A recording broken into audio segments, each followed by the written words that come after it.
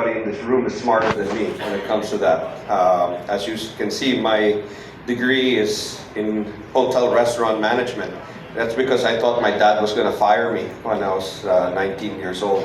And so I decided to do something different with my life, and then went back to the family anyway. Armscor has been around for 1941. Squires Bingham, the sportsman's headquarters. I don't know if people remember Squires Bingham Manufacturing, which started in 1952. We are license number 1 in the Philippines, and we still maintain license number 1 to manufacture firearms and ammunition. My family's history actually goes back even further than that, but I keep it to Armscor because they only give me a few minutes to talk. You know, it's been an interesting journey for me because I was tasked with modernizing Armscor.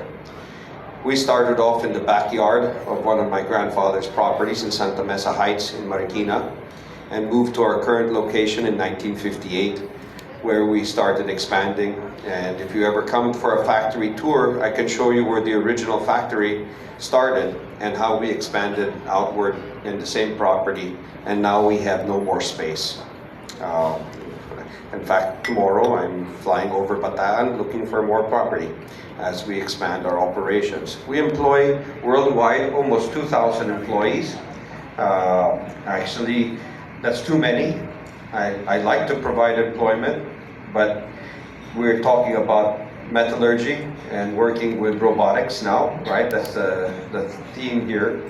And so I guess I'll start with me taking over in 2013. We had maybe 22 CNC machines at the time that we took over, and most of the floor were manual, we call them green machines, lathes, mills, and files in people's hands, and basically we're a large gunsmithing operation, making 50,000 guns a year with our hands, with a few CNC machines. Fast forward to 2025, we have over 220 CNC machines in our facility, and robotics. Phase 1 robotics we started in 2017. Phase 2 during the pandemic, which we had to learn ourselves, which I'll get back to self-reliance in a second. And our engineers had to actually learn how to program the robotics themselves because the engineers from Taiwan couldn't fly over during the pandemic. And we bought 5 robots, and we weren't going to let them sit in the plastic for 2 years. Now we are in our next phase, in our next evolution at Armscor, which is mobile robotics. We're hoping to have that by December.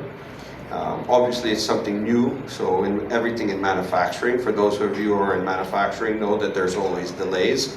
So I hope and I pray December. But you know, we are looking at that not only for the firearms department, but even for transporting raw material in the ammunition department as well.